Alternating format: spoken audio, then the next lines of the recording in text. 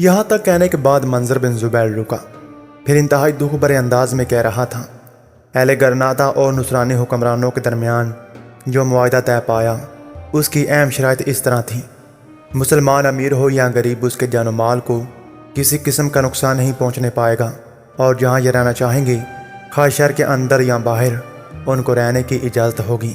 مسلمانوں کے مذہبی امور میں نصرانی دخل اندازی نہ کریں گے، کوئی نصرانی مسجد میں نہیں گھسنے پائے گا، مساجد اور اوقاف بدستور قائم رہیں گے، ان امور میں نصرانی دست اندازی نہیں کریں گے بلکہ ان کو قائم رکھنے میں مسلمانوں کی رہنمائی کریں گے۔ مسلمانوں کے معاملات اور ان کے فیصلہ طلب امور میں ان کی شریعت اور ان کے قانون کی پابندی کی جائے گی، اور مسلمان قاضی ان کے حقوق اور مقدمات کے تحفظ کے لیے مقرر کیے جائیں گے۔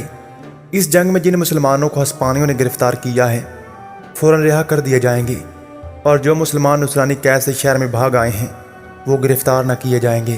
اگر کوئی مسلمان اندلس افریقہ میں جانا چاہے تو اسے جانے کی عام اجازت ہوگی۔ جو نصرانی مسلمان ہو گئے ہیں وہ اسلام ترک کرنے پر مجبور نہ کیے جائیں گے۔ اگر کوئی مسلمان عیسائی ہونا چاہے اور رضامندی سے خود اپنا مذہب تبدیل کرنا چاہے تو اسے ایسا کرنے کی اجازت ہوگی۔ اس جنگ میں جو مال غنیمت مسلمانوں کے ہاتھ آیا ہے وہ بدستور انہی کے قبضے میں رہے گا۔ مسلمانوں کے گھروں پر عیسائی سپاہ مقرر نہیں کی جائے گی، مسلمانوں پر کوئی نیا ٹیکس نہیں لگایا جائے گا۔ میرے بچوں، یہ شرائط تو اچھی تھیں، اور ان دنوں یہ ہسپانیہ کا آرک بشپ یعنی بڑا مذہبی افسر، نیک طبع اور آزاد منش تھا، کسی کو جبراً عیسائی بنانے کے حق میں نہ تھا، مسلمانوں کے حقوق کی دل سے قدر کرتا تھا۔ لیکن مسلمانوں کی بدقسمتی کہ جلدی ایک انتہائی ظالم شخص کو آرک بشپ کی رہنمائی کے لیے بھیجا گیا۔ اس شخص کو آشتی اور امن سے کوئی لگاؤ نہ تھا، مسلمانوں کے خلاف جنگ کرنے کا بڑا شائق تھا، اور اس اقدام سے جو مسلمانوں کے خلاف ہوا ان میں بڑا سرگرم رہتا تھا۔ اس ظالم بھیڑیے کا نام زینس تھا۔ اس ظالم بھیڑیے نے ہسپانیہ کے حکمرانوں کو اس بات پر آمادہ کر لیا کہ جو شرائط مسلمانوں کے ساتھ طے ہوئی تھیں انہیں پس پشت ڈال کر مسلمانوں کو زبردستی نصرانی بنایا جائے، اور اگر کوئی ایسا نہ کرے تو اسے شدید عقوبت دی جائے۔ ہسپانیہ کے مسلمانوں کو جبراً عیسائی بنانے اور قابو میں لانے کی ابتدائی کوشش ناکام ہوئی۔ دیندار مسلمانوں نے ان کوششوں کو نفرت کی نظر سے دیکھا، اور اس جرم میں بہت سے لوگ باغی جان کر نصرانی حکومت نے گرفتار بھی کیے۔ کہتے ہیں اس جرم میں ایک عورت بھی گرفتار ہوئی۔ جب اس کو جبراً قید خانے میں لے جانے لگے تو شہر کے ایک حصے کے باشندے جو مسلمان تھے اس عورت کو زبردستی چھڑا کر لے گئے۔ اس ہنگامے سے تمام گرناطہ میں ایک شور اور بغاوت کا سماں برپا ہو گیا، اور ہر کوچہ اور ہر بازار میں تلواریں چل گئیں۔ ان حالات کو دیکھتے ہوئے بشپ کا وہ نائب برہم ہوا، وہ مسلمانوں کے قتل عام پر تل گیا، لیکن رحم دل آرک بشپ نے ایسا نہیں کیا، بلکہ اس نے تسلی اور دلاسا دیتے ہوئے مسلمانوں کو اور ان کے جذبات کو ٹھنڈا کر دیا۔ لیکن وہ خونی نائب ایسا شخص نہ تھا کہ اپنی ناکامی کو آسانی سے تسلیم کر لیتا۔ چنانچہ وہ ہسپانیہ کے نصرانی حکمران سے ملا اور اسے یہ حکم صادر کروایا کہ تمام مسلمان ہسپانیہ سے جلا وطن ہو جائیں یا نصرانیت قبول کر لیں۔ مسلمانوں کو یہ بھی یاد دلایا گیا کہ تمہارے آباء و اجداد عیسائی تھے، بلکہ خاندانی سلسلہ سے تم بھی عیسائی ہو، بس چاہنے کے عیسائی مذہب کے اصول اختیار کرو۔ اس کے علاوہ مسجدوں کو جبراً بند کرنے کا سلسلہ شروع کر دیا گیا، اور مسلمانوں کی لاکھوں کتابیں جو مسلمانوں کا عمر بھر کا علمی سرمایہ تھا گرناطہ میں ایک جگہ جمع کر کے جلا دی گئیں۔ نصرانیوں کے اس سلوک کی وجہ سے گرناطہ ہی میں نہیں بلکہ البشرات میں بھی بغاوت اٹھ کھڑی ہوئی۔ نصرانی حکومت نے گرناطہ سے اٹھنے والی بغاوت کو کسی نہ کسی طرح دبا دیا، لیکن البشرات پر قابو نہ پا سکے۔ آخر البشرات کے مسلمانوں کو دبانے کے لیے نصرانی حکومت نے اپنے ایک سب سے بڑے سنگ دل اور خونخوار سالار آگیلار کو مقرر کیا۔ یہ وہ شخص تھا جس کی شجاعت دلیری گزشتہ 40 برس سے شورا آفاق سمجھی جاتی تھی۔ آگیلار جب ایک بہت بڑے لشکر کے ساتھ البشرات کے مسلمانوں پر حملہ آور ہوا تو ناقابل تذکیر سمجھا جانے والا آگیلار یہاں بے بس ہوا۔ مسلمان اس قدر جوش اور جذبے سے اس کے لشکر پر حملہ آور ہوئے کہ اس کے پورے لشکر کو نہ صرف یہ کہ بدترین شکست ہوئی بلکہ اس جنگ میں آگیلار کو بھی موت کے گھاٹ اتار دیا گیا۔ نصرانی دنیا جہاں آگیلار کو بہت بڑا شجاع اور دلیر سمجھتی تھی، وہاں اس سے بہت محبت بھی کرتی تھی، چنانچہ اس کی موت سے نصرانی بڑے مایوس ہوئے۔ اس موقع پر ایک نصرانی شاعر نے آگیلار کی اس شکست اور موت پر نظم بھی لکھی ہے۔ یہ نظم کبھی مجھے زبانی یاد تھی، بہرحال میں تمہارے سامنے اسے مختصر انداز میں پیش کرتا ہوں۔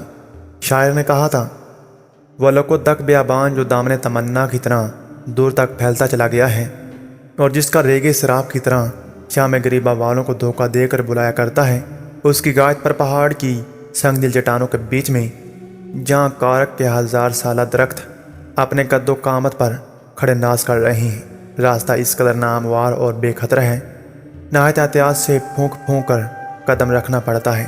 راستے کے اوپر سنگلاخ اور اونچی اونچی ٹیلوں اور غاروں کا بے ترتیب سلسلہ ساتھ ساتھ چلا گیا ہے، جو قدرتی طور پر مسلمانوں کے لیے کمین گاہیں بناتا ہے۔ اس طرح اس وقت پہاڑ کی بلند چوٹیاں صبح کے آفتاب کی کرنوں میں آتشین لباس پہن کر دمک رہی تھیں، اور ہزاروں بزدل مسلمان شیردل آگیلار کے انتظار میں نظر سے پوشیدہ گھات میں لگے تھے۔ آگیلار جب ان مسلمانوں سے ٹکرایا تو اسے شکست کا سامنا کرنا پڑا۔ وہ اپنے ان گنت انیکوں کے ساتھ بھاگ کر میدان میں آ گیا۔ ہزاروں خونکار مسلمان آگے بڑھے اور اسے گھیر لیا۔ ایسا ہوا کہ مسلمان حرکت میں آئے اور انہوں نے آگیلار کے لشکر کا خاتمہ کرنا شروع کر دیا، یہاں تک کہ مسلمانوں کا وہ سپاسلار جو مسلمانوں کی راہبری رہنمائی کرتا تھا، وہ آگیلار کے سامنے آیا اور جنگ میں اس کا مقابلہ کرتے ہوئے اسے موت کی گھاٹ اتار دیا۔ یہاں تک کہنے کے بعد لمحہ بھر کے لیے منظر بن زبیر رکا اور پھر سے سلسلہ کلام کو آگے بڑھاتے ہوئے کہہ رہا تھا، میرے بچوں، اس جنگ میں جب مسلمانوں نے نصرانیوں کے سب سے بڑے سالار کا خاتمہ کر دیا اور جو لشکر وہ لے کر آیا تھا اس کی اکثریت کو موت کے گھاٹ اتار دیا، تو نصرانی حکومت نے البشرات کے مسلمانوں کو اپنے لیے خطرناک جانا، لہٰذا وہ شرائط جو انہوں نے گرناتا کے بے بس مسلمانوں پر عائد کی تھیں، ان سے البشرات کے مسلمانوں کو مستثنیٰ قرار دیا۔ اس طرح گویا مسلمانوں نے جو پہلی بغاوت نصرانی حکومت کے خلاف کھڑی کی اور جسے نصرانی دبا نہ سکے، وہ البشرات کے مسلمانوں کے حق میں بہتر ثابت ہوئی۔ اس بغاوت سے لے کر آج تک نصرانی حکومت البشرات کے مسلمانوں کو زیر کرنے کے لیے مختلف حربے آزما رہی ہے، لیکن ابھی تک ان کا کوئی حربہ ہمارے خلاف کامیاب نہیں ہوا۔ آپ پھر وہ کوشش کریں گے کہ ہمارے علاقوں کے اندر رابوں کی اعصابی عدالتیں قائم کریں، اور مجھے امید ہے کہ البشرات کے سارے قبائل مل کر ہسپانیہ کے حکمرانوں کی یہ تمام کوششیں ناکام بنا دیں گی۔ منظر بن زبیر کی باتوں سے معاذ، نبیل اور بسیط کسی حد تک اداس اور افسردہ ہو گئے تھے۔ اس کے بعد تینوں وہاں سے اٹھ کھڑے ہوئے اور اپنے گھوڑوں پر سوار ہوئے، اور کوستانی سلسلے سے نیچے اتر کر وہ اپنی بستی کا رخ کر رہے تھے۔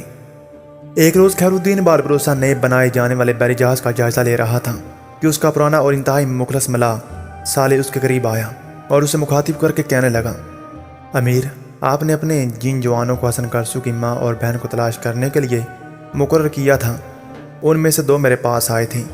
انہوں نے یہ انکشاف کیا ہے کہ گرناتا کے کچھ لوگ جزیرہ سالونیک میں آ کے آباد ہو گئے تھے۔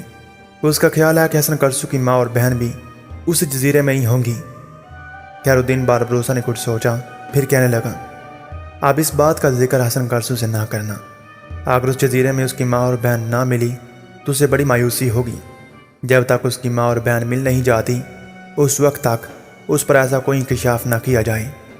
اس کے علاوہ جہاں تک جزیرہ سالونیک کا تعلق ہے تو اس میں تو میرے خیال میں زیادہ تر یہودی آ کر آباد ہو گئے ہیں۔ ہسپانیہ میں نصرانیوں کے ظالم سے بھاگ کر ان گنت اور بے شمار یہودی عثمانی سلطنت میں آ گئے تھے اور سالونیک کے جزیرے میں آباد ہو گئے تھے۔ یہ لوگ بظاہر مسلمان ہو گئے تھے مگر باطن میں یہودیت پر قائم رہے تھے۔ ان لوگوں نے پہلے اپنے آپ کو مسلمان ظاہر کیا، لیکن بعد میں انہوں نے یہودیت کے بھیس میں پار پرزے نکالنے شروع کر دیے، اور انہوں نے عثمانی سلطنت کے سلطان عبدالحمید پر زور ڈالنا شروع کر دیا کہ وہ فلسطین کے کچھ علاقے یہودیوں کے حوالے کر دیں۔ یہ واقعہ اس لیے پیش آیا کہ سلطان عبدالحمید نے ایک فرمان جاری کیا تھا جس کی روح سے سلطان کے دولت عثمانیہ، جس میں فلسطین بھی شامل تھا، یہودیوں کی اجتماعی ہجرت کا ممنوع قرار دے دی تھی۔ اس طرح یہودی زائرین کو فلسطین کے اندر 3 ماہ سے زیادہ قیام کرنے کی اجازت نہ تھی۔ اس فرمان کے بعد سالونیک کے یہودیوں نے مختلف طریقوں سے سلطان عبدالحمید کو اپنے چنگل میں لینے کی کوشش کی۔ سالونیک کا ایک یہودی سوافندی تھا۔ وہ ایک ترک عارف بیگ کی وساطت سے سلطان عبدالحمید کی خدمت میں حاضر ہوا اور سلطان کو بتایا کہ اسے صہیونی جمعیت کی طرف سے بھیجا گیا ہے اور اس کے آنے کا مقصد یہ ہے کہ سلطان یاکر، غزہ اور بحر مردار کے درمیان واقع اراضی یہودیوں کو عطا کر دیں، اور اس کے عوض یہودی عثمانی سلطان کو 50 لاکھ سنہری پاؤنڈ سرکاری خزانے کو پیش کرنے کے لیے تیار ہیں۔ علاوہ ازیں 20 لاکھ پاؤنڈ کی رقم یہودیوں کی جمعیت ترکی کو قرض دے گی۔ اس قرض کی واپسی کی مدت بھی حکومت خود ہی متعین کرے گی، اس پر سود بھی نہ لیا جائے گا۔ یہودیوں کی یہ بات سن کر سلطان عبدالحمید غضبناک ہو گیا اور اس نے یہودیوں کو اپنے دربار سے دھکے دے کر نکال دیا تھا۔ دوسری مرتبہ اس جزیرے کے یہودیوں میں سے ایک شخص ہرتزل نے سلطان کے پاس پہلے جیسا پیغام بھجوایا۔ اس دفعہ جو سلطان نے جواب دیا وہ قابل تعریف تھا۔ سلطان نے یہودیوں کو مخاطب کر کے کہا، ہرتزل کو سمجھا دیا جائے کہ وہ اس معاملے میں کوئی سنجیدہ قدم اٹھانے سے گریز کرے۔ میں فلسطین کی بالشت بھر زمین سے بھی دستبردار ہونے کے لیے تیار نہیں ہوں۔ فلسطین میری شخصی حکومت نہیں ہے، یہ پوری قوم کی ملکیت ہے۔ میری قوم نے اس سرزمین کی خاطر مدتوں جہاد کیا ہے اور اسے اپنے خون سے سینچا ہے۔ یہودیوں کو لاکھوں پاؤنڈ اپنے پاس رکھنے چاہیے۔ ہاں، اگر کسی روز میری سلطنت ٹکڑے ٹکڑے ہو گئی تو اس وقت وہ فلسطین بلا قیمت ہی حاصل کر سکتی ہیں، مگر میرے ہوتے جی ایسا نہیں ہوگا۔ میرے لیے یہ آسان ہوگا کہ میرے جسم کی تکہ بوٹی کر دی جائے، مگر یہ آسان نہیں کہ فلسطین کو میری سلطنت سے کاٹ دیا جائے۔ یہ ہرگز نہ ہوگا۔ میں کبھی اس بات پر سودا نہیں کر سکتا کہ ہماری زندگی میں ہمارے جسم کے حصے بکھرے کر دیے جائیں۔ سلطان کے اس جواب سے مایوس ہو کر یہودیوں نے ایک خفیہ تنظیم بنائی۔ اس خفیہ تنظیم کے ارکان دوگا کہلائے۔ یہ وہ لوگ تھے جو اسپین سے بھاگ کر وہاں آئے تھے اور ترکی حکومت میں سمانا شروع کر دیا۔ اس کے علاوہ ترکی کی تاریخی انجمن اتحاد و ترقی کے کئی ممبر بھی اس گروہ سے تعلق رکھتے تھے۔ آخر یہودیوں نے ترکوں کے اندر کچھ اس طرح مربوط نفوذ کیا کہ ترکوں کی جس جماعت نے سلطان عبدالحمید کو معزول کیا تو معزولی کا پیغام بھجوانے کے لیے خلیفہ کے پاس جس شخص کو بھیجا گیا وہ یہودی وافندی ہی تھا۔ یہ سالونیک یہودیوں کا پیشوا تھا اور اسے ایک بار سلطان نے اپنے قصر سے دھکے دے کر نکال دیا تھا۔ اس طرح یہودیوں نے فلسطین کا علاقہ ان کے حوالے نہ کرنے کی وجہ سے سلطان سے نہایت ذلت آمیز انتقام لیا۔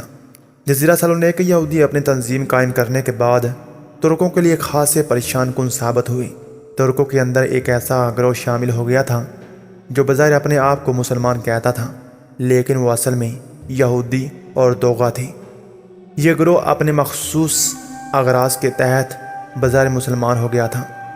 اس گروہ کے افراد ترکی کے اتحاد اور ترکی کے اندر بھی گھس گئے۔ ترکی عسکری طاقت کے اندر بھی انہوں نے کلیدی اسامیوں پر بھی قبضہ کر لیا، بلکہ عثمانی خلافت کے آخری ایام میں وہ حکومت کے اعلیٰ عہدوں پر بھی نفوذ کر گئے تھے۔ سالونیک کے ان یہودیوں کا اصل مقصد ترکی کے بہترین صوبوں پر قبضہ کر کے یہودیوں کی طاقت اور سلطنت قائم کرنا تھا، جسے وہ ولایات ثلاثہ کا نام دیتے تھے۔ ان 3 صوبوں میں پہلا سالونیک، دوسرا مفاستر اور تیسرا کسوف تھا۔ ترکوں کے اندر قومیت کے جراثیم بھی اسی یہودی گروہ نے پھیلائے تھے۔ شروع میں وہ یہودی جو اسپین سے نکل کر سالونیک میں آ کر آباد ہو گئے تھے اور بظاہر مسلمان ہو گئے تھے، لیکن ترک ان کے متعلق شک و شبہات میں پڑے ہوئے تھے، لہٰذا انہیں مسلمان کی بجائے دوغا کہہ کر پکارتے تھے۔ اور جب سالونیک یہودیوں کی مسلم دشمنی ترکی کے لوگوں پر عیاں ہو گئی تب انہوں نے انہیں مرتدد کہنا شروع کر دیا۔ ترکوں اور عربوں کے درمیان نفرت پھیلانے والے بھی یہی لوگ تھے۔ شام اور لبنان کے اندر جن ترکوں نے عربوں کے ساتھ تشدد کیا ان کا تعلق اسی گروہ سے ہی تھا، اور وہ عربوں کو ترکوں سے متنفر کرنے کے لیے ہر حربہ اختیار کرتے تھے۔ شام کا آخری ترکی گورنر جمال پاشا اسی گروہ سے تعلق رکھتا تھا، اور اس نے دمشق کے چرواہے میں شامی لیڈروں کو پھانسیاں دینا شروع کر دی تھیں۔ اس شخص کا تعلق یہودیوں کی تنظیم دوغا سے تھا، اور شامی عربوں پر مظالم ڈھانے سے اس کا اصل مقصد یہ تھا کہ عرب ترکوں سے متنفر ہو جائیں۔ یہودیوں کی اس تنظیم نے نہ صرف ترکوں کو عربوں سے بلکہ عربی زبان سے بھی انتہائی دور کر دیا، بلکہ اسی تاریخ سے ترکوں کے ماضی کو بھی داغدار کیا۔ اس کے بعد آنے والے دور میں ترک مسلمان ان یہودیوں سے محتاط ہو گئے، انہیں مرتد کہتے تھے۔ اگر کسی شخص کے بارے میں یہ بھی کہہ دیا جاتا کہ یہ سالونیک کے جزیرے کا رہنے والا ہے تو ترکوں کے کان کھڑے ہو جاتے تھے۔ یہودیوں کی اس تنظیم نے ترکوں کی اخلاقی زندگی کو بھی دبائی کے کنارے لا کھڑا کیا۔ ان یہودیوں نے جن کا تعلق دوگا سے تھا اور جو ہسپانیہ سے ہجرت کر کے سالونیک میں آ کر آباد ہو گئے تھے، کلیج گولڈن ہاربر کے ساحل پر لگ بھگ 20 سے زیادہ نہانے کے نالے بنائے جو سال بھر رنگا رنگ تفریح سرگرمیوں میں مصروف رہتے تھے، اور 25 سے زائد قدے قسم کی عمارتیں بنوائیں، اور جو ساحل کے ساتھ ساتھ پھیلی ہوئی سبز پوش پہاڑیوں چوٹیوں پر قائم تھیں۔ دنیا بھر کے سیاح یہاں ٹوٹ پڑتے تھے، اور سیاحت کے پردے میں عشرت و نشاط کو دل کھول کر داد دی جاتی تھی۔ مشرقی شہروں میں بیروت اور اسکندریہ اسے سیاحت نے تباہ و برباد کیا تھا، اور یہی کھیل یہودیوں نے استنبول میں بھی کھیلنا شروع کیا۔ استنبول کا علاقہ بنو گلوس سب سے زیادہ خوشنما علاقہ تھا۔ اسی علاقے میں یہودیوں نے سرمایہ خرچ کر کے جگہ جگہ نشاط گاہیں تعمیر کیں۔ یہاں عورتوں کی چہک مہک رہتی تھی، اور اسی چہک مہک کی وجہ سے اس علاقے میں نشاط گاہوں کی کثرت تھی۔ اور پھر سب سے بڑی بات یہ کہ انہی یہودیوں نے ترک عورتوں کو چھوٹے چھوٹے لباس پہننا سکھا دیا۔ ترکی میں بلا کی سردی پڑتی تھی، یہودیوں کی وجہ سے چھوٹے کپڑے اس سے بھی بڑی بلا بن کر ترکوں پر نازل ہوئی، اور یہ یہودیوں کا کیا دھرا تھا۔ یہودیوں کی وجہ سے چھوٹے کپڑے ترکی عورتوں میں اس قدر مقبول ہوئے کہ عورت نے ہر تکلیف گوارا کر لی، سردی برداشت کر لی، پر چھوٹے کپڑے نہ چھوڑے۔ یہ کہ خود ترک مرد سردی میں سر سے پاؤں تک گرم لباس پہنا کرتے تھے، مگر عورتیں جن پر یہودی عورتوں نے اپنا اثر ڈال دیا تھا انہیں چھوٹے کپڑے کی پھینٹ چڑھا دیا گیا۔ حالات کو دیکھتے ہوئے ترکی کے ایک شاعر نے بڑی بے بسی اور لاچارگی کا اظہار کرتے ہوئے کہا، مردوں نے عورتوں کو خوبصورت کہہ کہہ کر اسے بیوقوف بنا رکھا ہے۔ بہرحال چھوڑیں۔ خیر الدین باربروسا نے اپنے ملا صالح کو تاکید کر دی تھی کہ فی الحال اس پر یہ ظاہر نہ کیا جائے کہ گرناطہ میں جس علاقے سے اس کا تعلق تھا وہاں کے لوگ زیادہ تر جزیرہ سالونیک میں آباد ہو گئے ہیں۔ خیر الدین باربروسا چاہتا تھا کہ جب تک حسن کی ماں اور بہن نہ مل جائیں اس وقت تک اسے کسی ایسی امید میں مبتلا نہ کیا جائے جو بعد میں غلط ثابت ہو اور اس کی دل شکنی ہو۔ اس گفتگو کے بعد خیر الدین باربروسا صالح کے ساتھ نئے تعمیر ہونے والے بحری جہاز کا جائزہ لینے لگا تھا۔